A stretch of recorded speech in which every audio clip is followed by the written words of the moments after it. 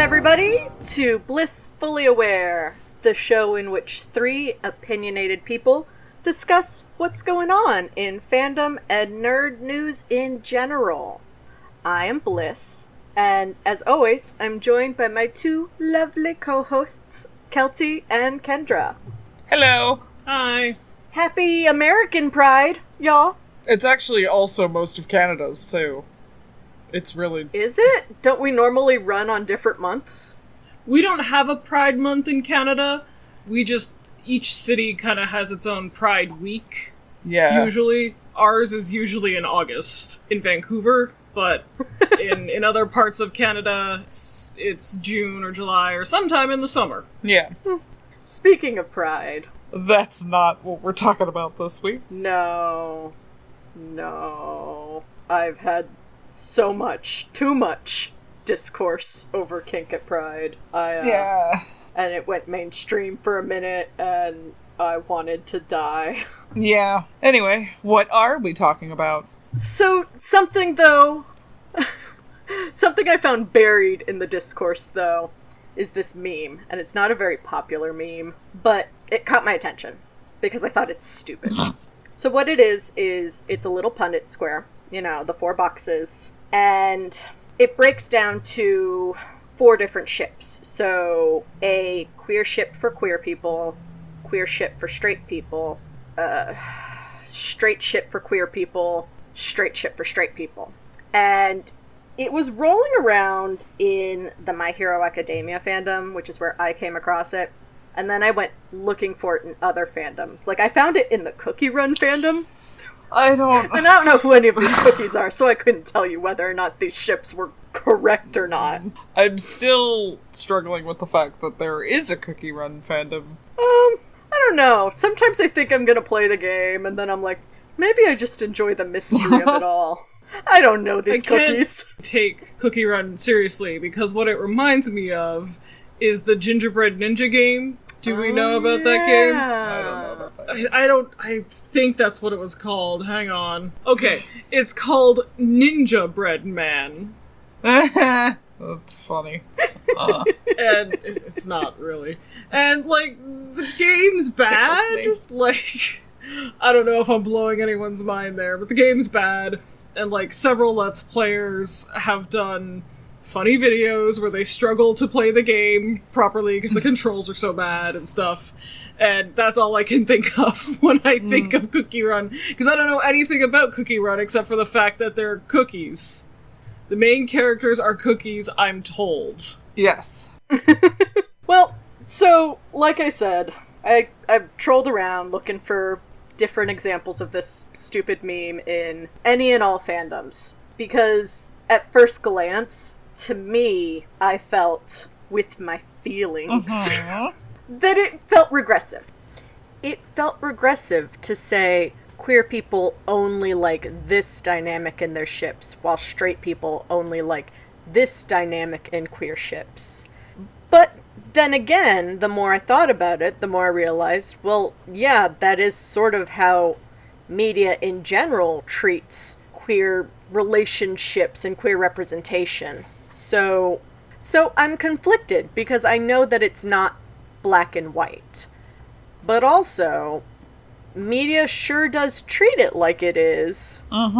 So I thought maybe we could play in this space and talk about, you know, queer ships for queer people versus queer ships for the straighties.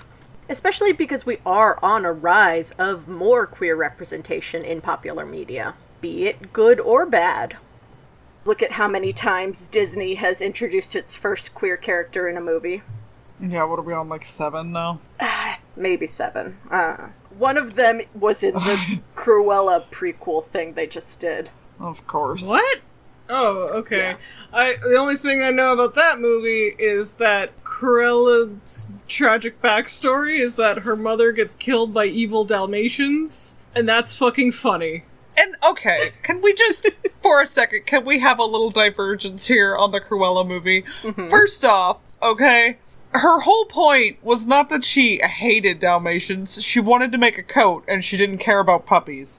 That was it. That was the point. She didn't have, like, a personal vendetta against Dalmatians. Yeah. She just was apathetic to their suffering. Yes. Which is not the same. Absolutely not the same. Secondly, if you've ever tried to train a Dalmatian, probably the worst possible dog to train as an attack dog. Dalmatians are insane. They're psycho dogs. I had a Dalmatian, and I loved that dog more than anything, but he would bark at my food because he was afraid that my food was going to attack me. He probably just wanted it. No, he was afraid of it. He was afraid of, like, literally everything. I had to hand feed that dog. But, yeah, the thing that's hilarious about that to me is that if her motivation was just, like, I hate Dalmatians, then turning them into a coat is maybe the stupidest way to go about harming Dalmatians, because there's a lot of, like, time and extra labor involved in that, when you really could just chuck the puppies into a wood chipper.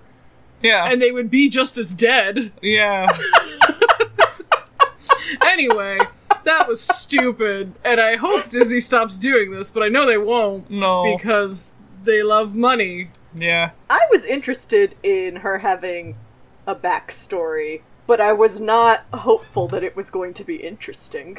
No, and it's apparently not. Yeah, it's apparently really bad. Like, if I read that in a fic, if I was reading a fan fiction and someone was like, oh, I'm gonna take this, like, kind of one-note, underdeveloped character from the canon material and, like, flesh him out and imagine what their childhood and upbringing was gonna be like. And I read that sort of weird, ham-fisted justification in the fic. I would send it to all my friends to laugh at. Yeah. Like, that's like middle school fan fiction levels of writing. It's really bad. I don't know. I have a lot of, this isn't what we were supposed to talk about anyway. I just really had a lot to say about the fucking Cruella movie, because I'm mad. It's fine. It's not important. Moving on. Kelty, your feelings are valid.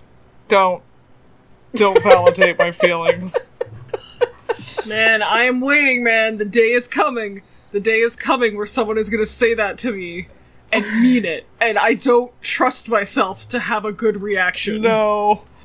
I don't think I'd be able to believe anybody is actually genuinely saying that to me sincerely. It just sounds so... And I use that word. I tweeted that I wanted people in the closet to feel valid this Pride. It still sounds stupid and schlocky.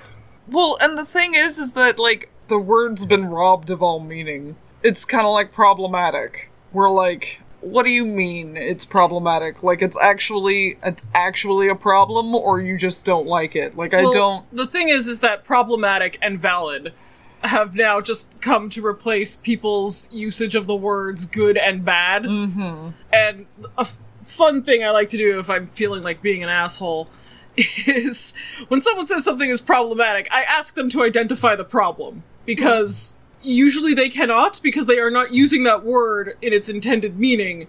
They are just saying, I don't like it. Yeah. Same with valid, because, like, you know, most things are valid, actually. That doesn't make them good or healthy. Yeah, my state of mind is valid, and that's basically all you can say about it. Yeah, it's a little insulting when people call me valid. It's even less than good. Yeah, it just is. It just is.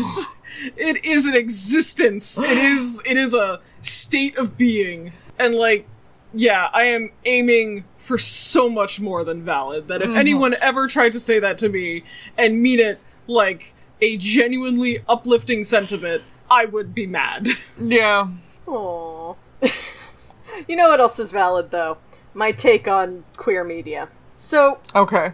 I feel like y'all would agree that there is a difference between movies like, say, Call Me By Your Name and Love, Simon, and the intended audience. Yeah. Oh, yeah. One is definitely written for queer people, and one is definitely written more geared towards... mainstream. Yeah! When you're trying to appeal to everyone. You basically have to sand down all the edges. Yeah. You have to make it friendly for all audiences. Palatable. Palatable! Thank you. That's the word I was looking for. Call Me By Your Name, while, like, critically acclaimed, is not a movie that, like, everybody is gonna watch and be like, yes, this is a good family-friendly movie about a happy queer time. No. Definitely got a lot of hate for the acclaim it received, in fact. Yes, it did. So, yeah, and I'm not trying to shit on Love, Simon, or its spin-off TV show, Love, Victor. As a TV show. Yeah, there's like a spin-off TV show where it's the same thing, except the main kid is new. It's on Hulu. Oh. It's still like a handsome white boy, I think. I think he's of color. Oh, is he? Okay, hang on. Oh, that's nice. Let me find out. He is half Puerto Rican, half Colombian. Nice. Ah, see. That's cool. Mm-hmm. I didn't hear anything about that. So I take it back. I mean, I don't know anything else about the TV show. No one has, like, approached me breathlessly, like, imploring me to watch it, so I imagine it's not making huge waves, but that's nice. That is nice. And so was Love, Simon. Love, Simon was nice. It was not for me, though. I am absolutely not shitting on Love, Simon. Hang on. Maybe I am. I don't know. Well, okay, so my opinion on Love, Simon is that it's definitely something that, like, is long past due. Like, just a kid's normal, boring, coming-of-age story, and he's gay, and that's it. Nothing more than that. Just the twist is that he's gay. Mm-hmm. And there is something I struggle with when discussing queer media, and I don't know how to reckon with it, I guess. So let me break it down for you. On the one hand, in Love, Simon, Simon's character is basically the most inoffensive gay person possible. Mm-hmm. He is white, he is beautiful, he is masculine, he is like a football star or something on his team. Nothing about him is flamboyant, nothing about him is effeminate, blah blah blah. So the cynical part of me is like, of course, this is the only way a mainstream audience could tolerate a gay character, is if he's just like them. Mm-hmm. Like, if this kid were flamboyant or effeminate or, you know, painted his nails or wore makeup or something or talked with a lisp, God help you, like, mainstream audiences would not relate with that at all. On the other hand, I do know gay people. They fucking adhere to fucking social norms and gender norms and play sports and are handsome and charismatic and nobody hates them, I guess. And so on the one hand, I'm definitely not trying to say that fucking white kids in the suburbs who are on their high school football team are never gay, obviously. But on the other hand, it sure seems like we get a lot more movies about those sorts of kids than about people who are visibly, undeniably queer and act in ways that make mainstream audiences uncomfortable about gender roles or social norms. And you don't see those characters ending up in blockbuster films or TV shows, and when you do, it's like either sidekick. Well, it's like in a property that's edgy on purpose, like Euphoria, where, you know, the transgender character is sleeping with all of her friends' parents because all of the adults in the neighborhood are fucking, like, evil. It's one of those shows where, like, you know, all the teenagers are, like, hardcore drug addicts and all having unprotected sex with adults and, you know, just like a Skins, but for 2020. Yeah. What it is, to me, like, you're right when you say that it's long past due, because in my head, we're long past the stage where we have to hold straight people's hands and be like, we're just like you. Oh, absolutely. Because we're not. Mm-hmm. I'm not anything like straight people, and I don't care to be. I don't want it. That's the thing, is I look at what straight society, heteronormativity has gotten us, and I'm like, fuck that. Yeah. I don't want that. I don't want a fucking marriage. I don't want monogamy. I don't want kids. Good lord. No, I don't want any of that.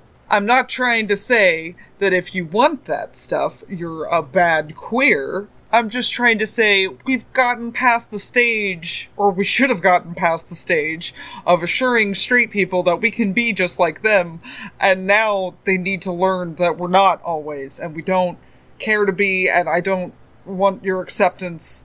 I just want you to get out of my way. I want you to leave me alone, and leave my family alone, and understand that I'm going to exist whether you like me or not. Like, yes, I'm done asking permission from straight people. I don't need your permission or your approval, actually.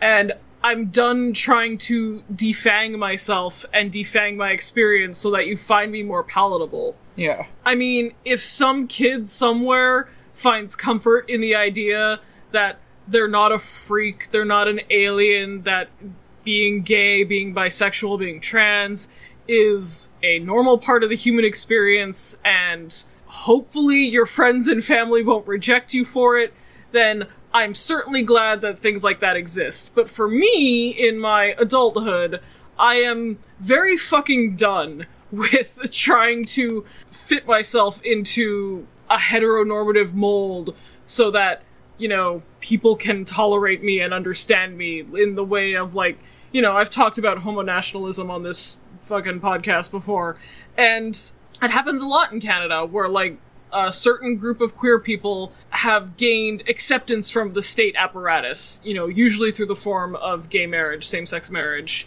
And so now, because we have received that legitimacy from the state, we begin to align our goals more with the state. Whereas before, even, you know, 10 years ago, 20 years ago, the state was openly hostile to our existence, as was mainstream society. And queer people in certain countries now find themselves a little bit on the inside of the state apparatus, getting validity and approval from the state apparatus, and I don't want that. I haven't forgotten, you know? I don't want your acceptance, I don't need it. It's too little, too late, just move out of the way.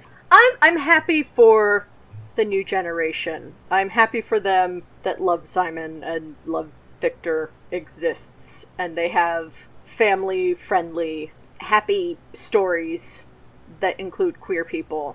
Oh, sure. To lean on. And they have now background characters in Disney TV shows or Nickelodeon shows, and, like, gay Pikachus. 500 first queer characters in Disney. What? Gay Pikachus? Oh, yeah. There's, like, some sort of episode of Pokemon where you can see all these, like, Pikachus holding hands, and there's 2 girl Pikachus holding hands, and there's 2 boy Pikachus holding hands. Yay. Okay. There's a Pikachu that, like, taped a little heart onto the back of their tail, so now they're, like, I guess a trans Pikachu was the implication. Okay. God. Okay, though, I do want to say that after my whole rant about not needing acceptance, I do like gay Pikachu. I'm here for gay Pikachu. That's cute. Well, and so I am very happy for kids today that they have gay Pikachu. Me too. And, like, yeah, I'm happy that kids have a palatable and family-friendly way to learn to accept themselves and to gain a foothold in feeling like they belong. 'Cause it sucks. Yeah, I mean, growing up, I didn't have that. And I grew up in the South, and it was dangerous to be gay. And, I mean, I grew up, and Will and Grace was probably the biggest queer representation you had on TV. Yeah. And that's not good, but it is what it is. I don't need to go on an hour-long rant about why Will Grace changed the face of queer culture, but that's fine. I do remember, though, I have this very stark memory of in high school, and I'm aging myself here, y'all. In high school, I went to see Brokeback Mountain. Same. Sat down with my friend, bunch of old people, here to watch this indie art movie about gay cowboys. And about 2/3 of the way through the movie, well past the sex scene and the much kissing. Sorry, I know this story, so I'm cracking up. This older, very country gentleman near the front just shouts, "If those two boys kiss again, I'm leaving." I want to know what this man thought he was going to see this day at the movies. No, but I had a great one too where a guy came out of Carol and he was like, gays are just in everything everywhere now. And I'm like, yeah, they're even ripping your tickets. And then he was really uncomfortable. Well, and so skipping back a minute, Carol. Right. Would you say Carol was a queer movie made for queer people or a queer movie made for straight people? I'd say it's a queer movie made for queer people. I feel like a lot of queer movies made for straight people are more focused on, like, the trauma of being queer. Like, cause straight people kind of can't move past that. They don't think that we maybe even like being gay and not sleeping with men or women or whichever. Cause, I would say that Brokeback Mountain is for straight people, because Brokeback Mountain is about masculine men falling in love, and then the whole movie is about how that's a trouble for them. And, like, don't get me wrong, in Carol, it's definitely touched upon that it's dangerous for them and blah blah blah. Personally, I feel like Carol is the Brokeback Mountain for lesbians. I mean, I think the thing that does it for me is that it seemed to care more about their, like, developing relationship and their bonding, whereas I remember in Brokeback Mountain, Heath Ledger maybe said 7 words, and then they were fucking in a tent. I don't know, it didn't really seem to develop their relationship past that, after that. I don't necessarily think there's a distinction all the time. I would definitely have called Carol a queer movie for queer people, especially because the original novel, The Price of Salt, is written by a lesbian, actually, in the 50s, and it also has a happy ending, where, like, the main couple stays together and, like, are like, fuck, you know, heteronormative society, I guess, and, you know, in Brokeback Mountain, one of the guys gets hate crime to death, and I think at least some of that speaks to the difference in visibility for different queer people in America, because both of these films are set in America, where lesbian relationships and relationships between women are usually pretty invisible, because women are just sort of expected to be more emotional and have closer relationships and be more touchy-feely and blah blah blah. That's like true. The way straight women say "my girlfriend," which drives me absolutely up a fucking wall. Stop doing that, straighties. Yeah, stop calling your platonic friends your girlfriend, please. And hate crime rates against women are lower than they are against men, gay men, at least in my country. I don't know about other places in the world. And so I definitely think that the difference in the two movies speaks to, like, a difference in safety, where the male couple has to be extraordinarily secretive. And from the beginning, there's sort of an understanding between them that, like, this is not a permanent thing. We will not grow old with one another. Like, we will eventually get married and have kids and go on and lead the lives we're supposed to have, and they do. And their attraction to one another is sort of a, like, lingering nuisance that they are trying to overcome, and, you know, because of the power of love, they just can't. And that's, like, not as deathly important that there be, like, total secrecy in Carol. At one point, they just go on a road trip together and, like, stay in motels, and it's not at all suspicious that two women would share a motel room. Like, it's just not at all considered a suspect thing. Yeah. And they are, like, in a rural place. Yeah, Like, that's very so true. rural. And Carol takes place in New York City. Yeah. And so I think there's a the comparison between them definitely speaks to, like, the difference of oppression, or the at least difference of safety between male couples and female couples, and also between, like, rural and urban settings in, like, the mid-century. And I definitely would have considered Carol, like, I don't know, I'm a queer woman and I fucking loved it, so... I did too. Maybe I'm a fucking normie, but, like, I totally loved it. Also, I love, like, May-December romances. Like, that's another thing that I really love, and that's not a factor, really, in Brokeback Mountain.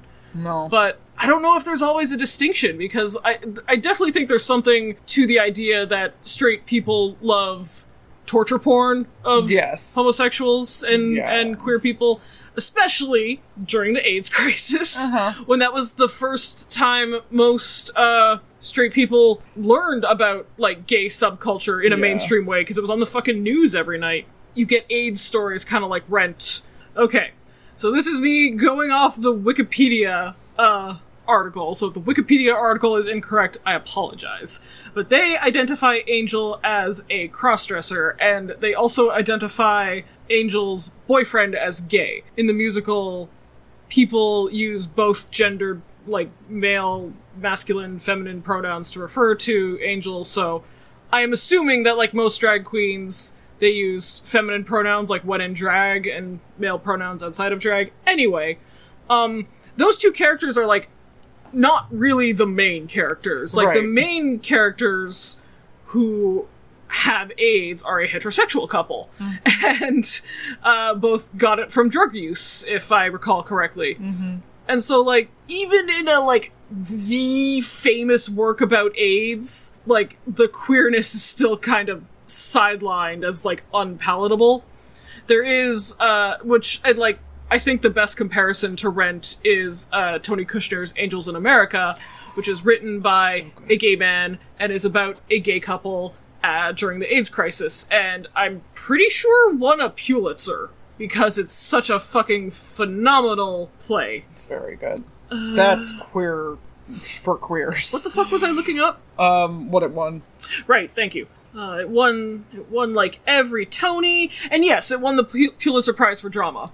So, yeah, Angels in America, which is something that, like, really fronts the queer experience written by a queer author during the AIDS crisis, compared to Rent, which is, like, I have a lot of problems with Rent right off the bat. I do not think Rent is good. But it even, like, manages to marginalize its queer characters in its story in favor of, like, the heterosexual main couple. Yeah. Which is just annoying. I don't necessarily think that there is always a line, because, you know, memes are pithy, and they like to sort things into black and white for the sake of humor. I don't always necessarily think that there is a line of, like, something being for gay people and for straight people. And I think it can be funny to, like, say that this is for straight people, and point out all the ways that it's not directly representative of someone's queer experience. But, like, I have watched completely heterosexual things and come away feeling like that was for me. Titanic! Like that was for the gays, you know? And sure, I am sure that a straight person would not have that reading of it at all.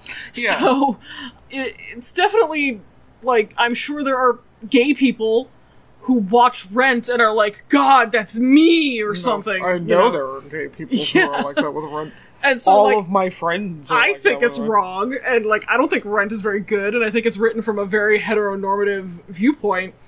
And not only is it written from that viewpoint, it perpetuates that viewpoint through its source, or not through its source material, but through its content. But I'm sure gay people out there, queer people out there vehemently disagree with me.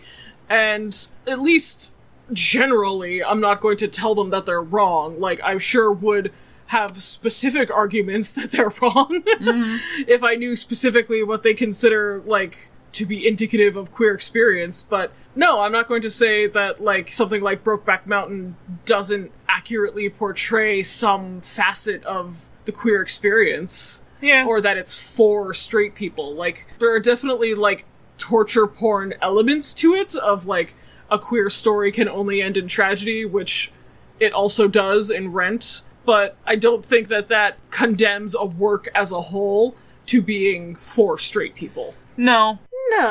No. And, I mean, I'm not saying that it's all black and white, of course. We live in shades of gray. Nothing is all good or all bad or all queer and all straight. What I'm saying is, when you're talking about an intended audience, say when it comes to cartoons, let's simplify it to something way more benign. Legend of Korra was very groundbreaking for children's media, having it end with, big air quotes, a queer couple. Mm-hmm. And that was very important to a bunch of people. I was a little old for Legend of Korra, and that wasn't enough for me to feel #validated, but I know it was very important for people. Oh, sure. So, I'm happy for those people. I don't feel like that moment was specifically a moment for straight people, though. I do feel like, even though I, as a queer, didn't care about it, just because it was me, and that I was not the specific targeted age range, I do think it was an attempt to try and become somewhat more inclusive. Yeah. And be more sensitive to the queer experience, I guess, or just queer representation in media. So I would say that if I had to put Legend of Korra in a queer for queer or queer for straight box, it would go in queer for queer, personally. And then, there's shit like Yuri on Ice that definitely ends up in the queer for straights box. I would say that too, yeah. Well, it was just my understanding that for Legend of Korra, the creators wanted to end, more definitely on there being, a queer romance, and Nickelodeon just said no. Yeah. So from my understanding, sure. It's 100%, as far as they were allowed to go. I think a good moment for sure. coding, which we've talked about before, which is we are imbuing this moment, these characters, with elements of queerness, I guess. Well, I just wanted to say, not even just queerness, because, you can code for other things, but at least elements of queerness to the degree that we are allowed. Yeah. And, yeah, it's kind of disappointing that Nickelodeon didn't allow them to.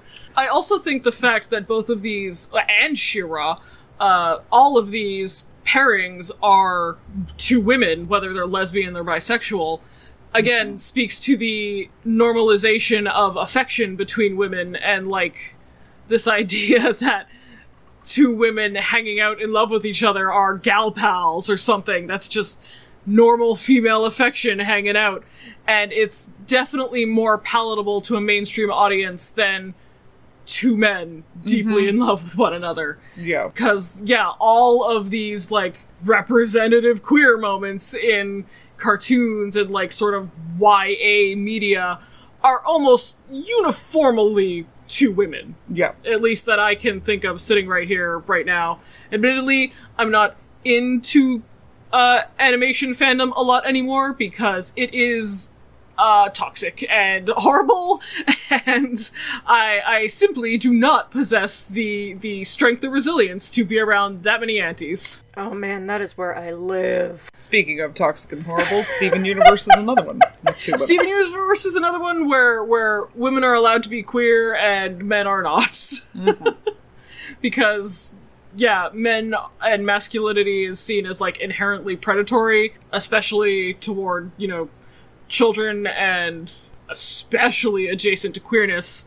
It definitely angers more people when there is a male-male queer pairing versus a female queer pairing, because we are conditioned to view female affection, female intimacy as normal and feminine, and intimacy is not a male masculine trait, we are told by society. And that's why you get fucking I hate my wife jokes. Yeah. Even in heterosexual pairings, the idea is that women are intimate and emotional and men are distant and mean. Yeah, and it's weird. It's not for no reason. I have my issues with masculinity, to be sure. Oh, sure.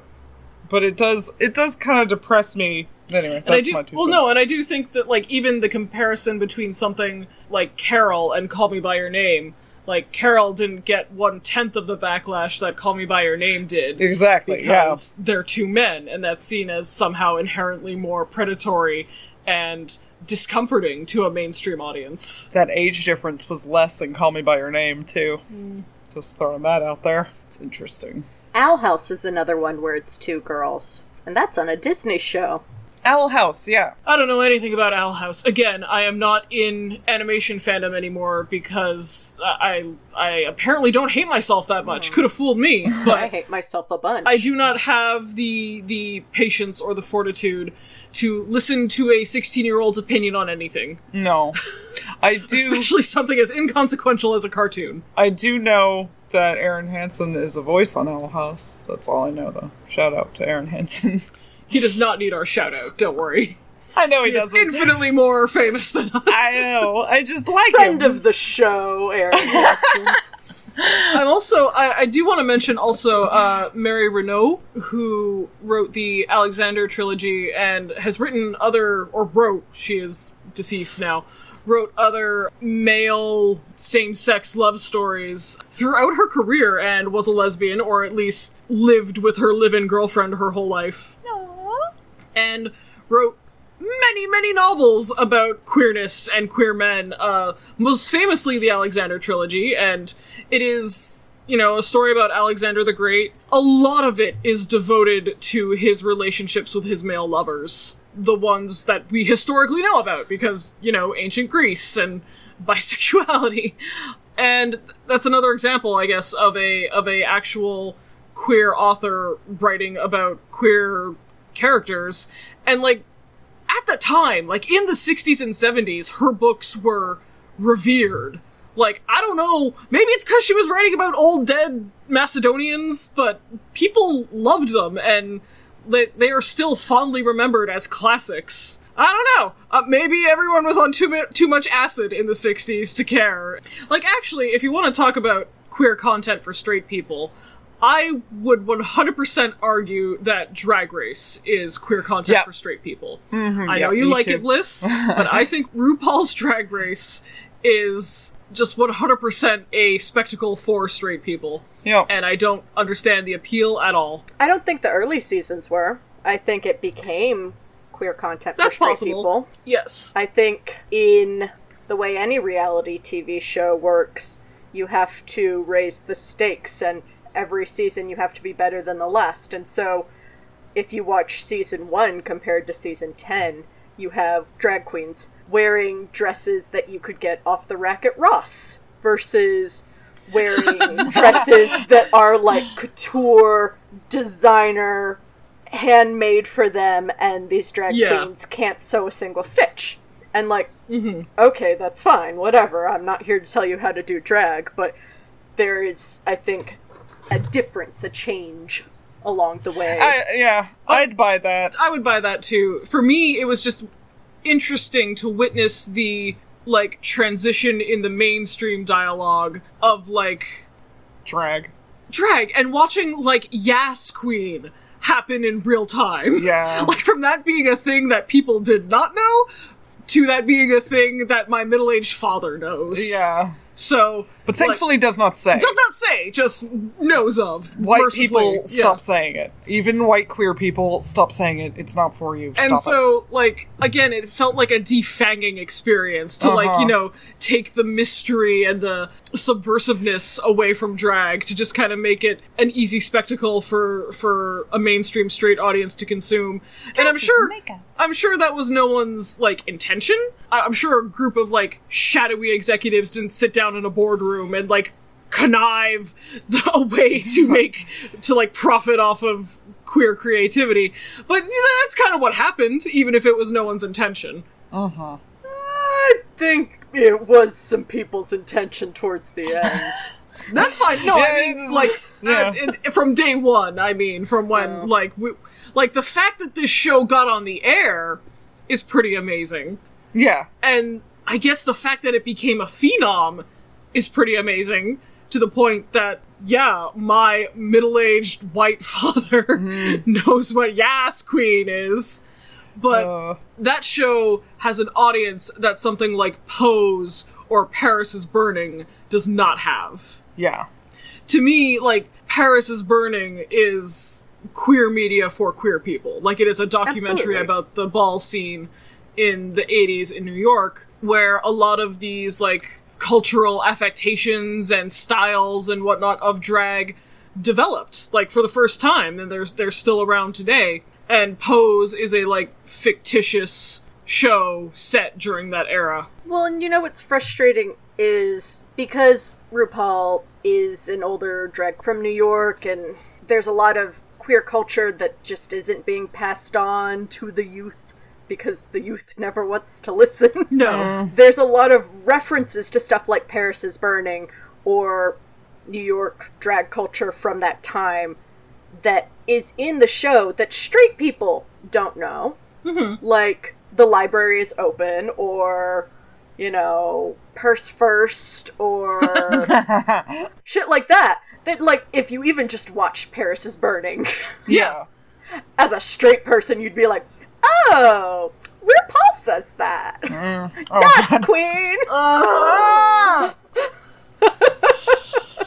And, like, yeah, like, I guess that is my frustration with something like RuPaul, which I guess happens anytime a subculture goes from being subversive and kind of dangerous to, you know, crossing over to the mainstream. It gets appropriated. Yeah. And so I just wish that the historical knowledge was there for, but, you know, no one wants to sit down and watch a fucking history documentary because people are, yeah, I do too. I fucking love history, but most people don't. Most people don't want to sit down and watch a history documentary when they could watch drag queens, you know, catfighting. It's sad to see that historical knowledge lost, or if not lost, ignored. Yeah. Well, like the Stonewall movie that completely whitewashes. Did anyone see that? Apparently, the new queers have, because they think that Stonewall is two words. And I will say this. I know we're not going to do kink at Pride discourse, but someone made a tweet. I don't remember who. Someone just made a tweet about, like, you know, kink belongs at Pride. Something like along those lines.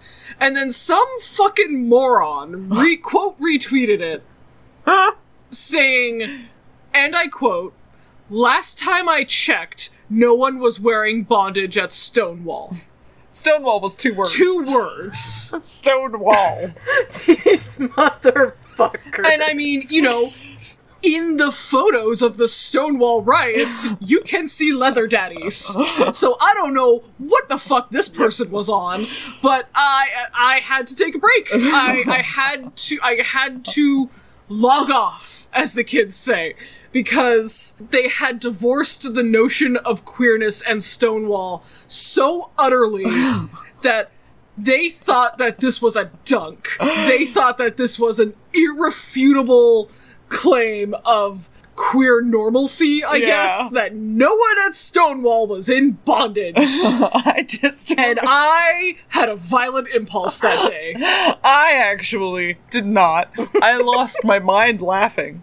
I quote retweeted them, and I said, last time you checked, you couldn't even tell that Stonewall was couldn't one even word. spell Stonewall! And then they blocked me. But, I mean, You're come right. on. Yeah. Can you not even Google it? Like, not even the word? You're not even gonna Google the word to make sure you're spelling it correctly? It's a really simple word, you shouldn't get it wrong, but you did. Bitch, if someone said, who's Marsha P. Johnson, you wouldn't fucking know. Fuck off. Yeah, we're not gonna get into the whole... So that sort of shit bothers me. And, like, that was, at least from their Twitter profile, that was a queer person. Yeah. So that's sort of the state of Zoomer culture queerness in America, at least. It's fucking bleak. Yeah. And they have attached their tongues firmly to the sole of the state's boot and don't seem inclined on moving anytime soon. I guarantee you we are going to see a resurgence of Gen Z going back to religion. Yeah. People are going, mark my words, church attendance is going up. Ew. I hate that so much. Who's to say? Who's to say if it's because children now have safer queer media? Which I'm happy that they have.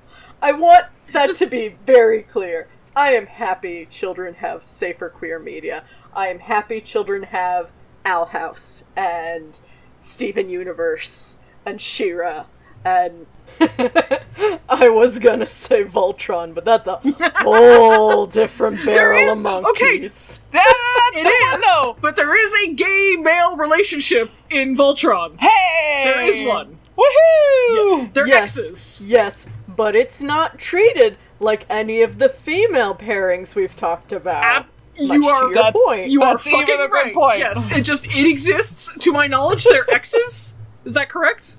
As far as I remember.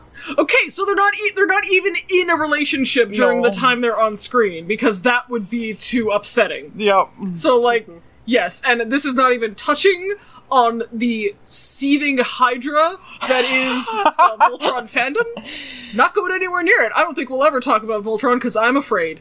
Yeah, I'm scared. There are certain fandoms I want to do, like, retrospectives of, and Voltron is not one of them. I mean, like, maybe 5 years from now. Yeah. We're not quite as insane. Actually, before recording, we were talking about someone in fandom who we will never talk about because we are too afraid of them. Yep. They're psycho. So there's some behind-the-scenes info for you. But yeah, I mean, I'm happy. I'm happy for y'all that you have your happy queerness. I hope that we get more representation. I really do. I hope that that doesn't lead to new baby Nancy Reagans, though. And I'm really afraid it will. I don't want that to lead to, like, queer complacency, and, like, that appears to be what we have now, at least amongst middle-class teenagers and young adults on Twitter. Again, not the greatest... Mostly white.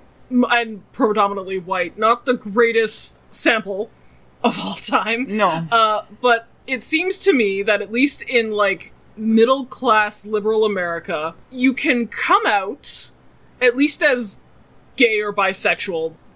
Coming out trans is still pretty dicey. But you can at least come out gay, bisexual, some form of queer, and not risk getting kicked out of your house or facing violence, at least from your immediate family. Again, not unilateral, but there has definitely been, in the last 20 years, a shift toward more gay and queer acceptance. And in 2015, I think it was, in America, the Supreme Court legalized same-sex marriage federally. Yes.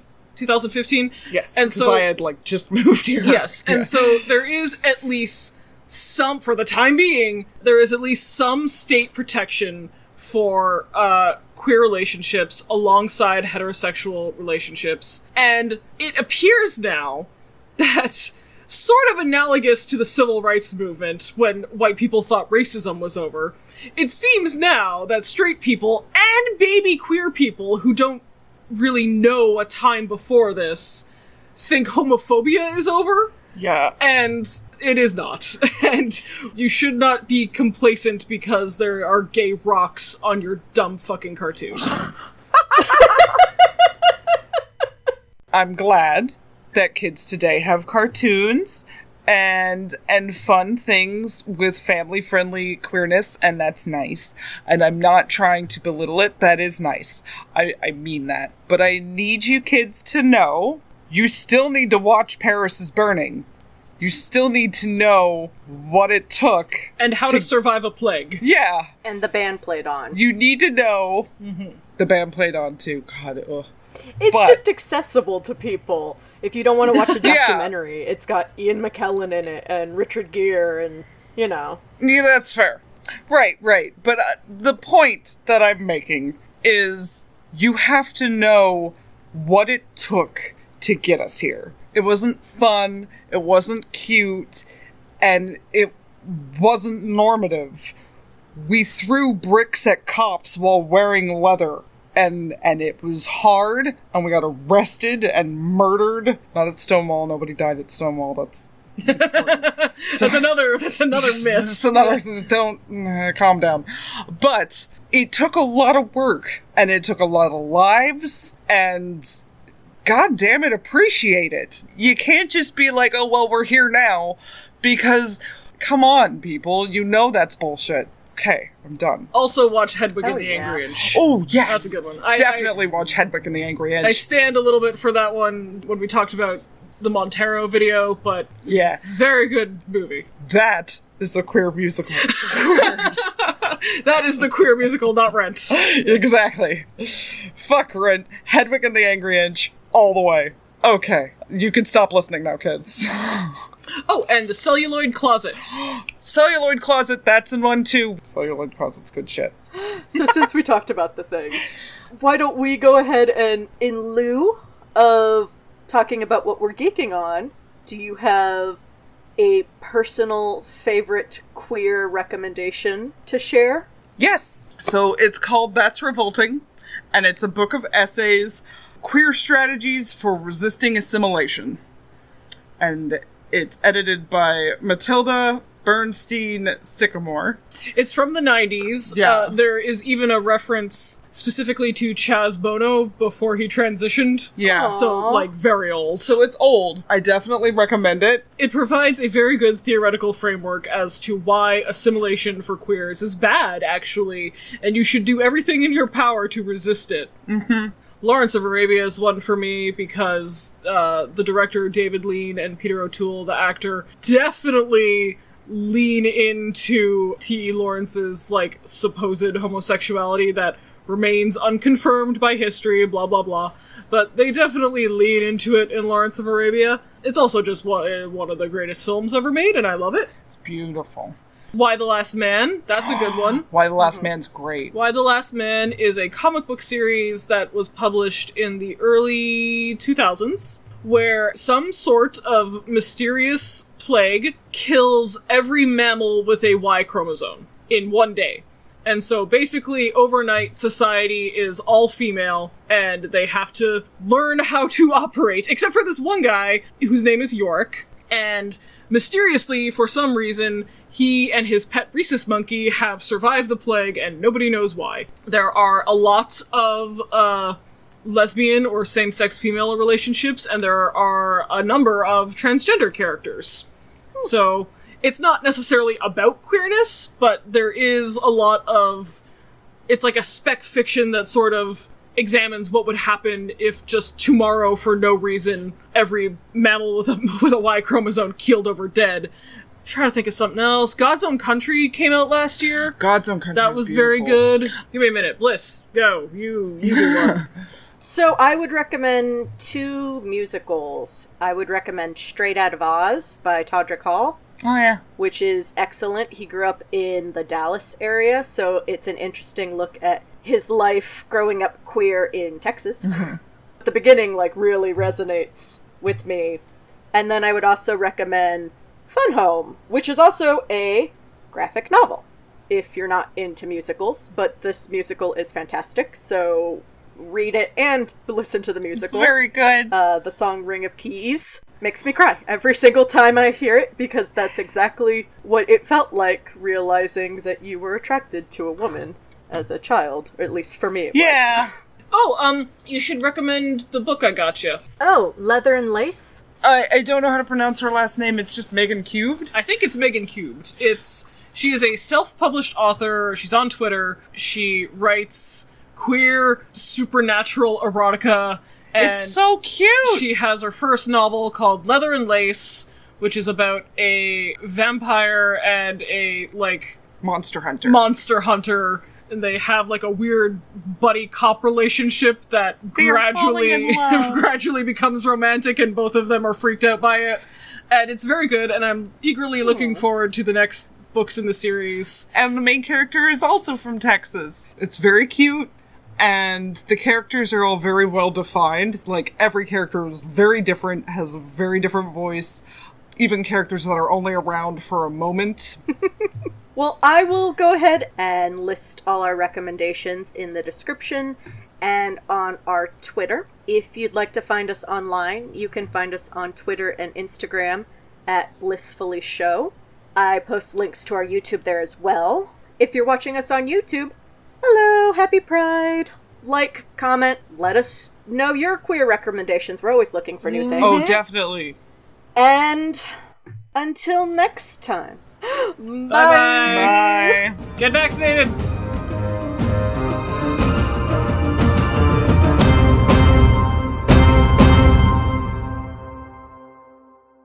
It's a cookie. It's not a sexy thing to me.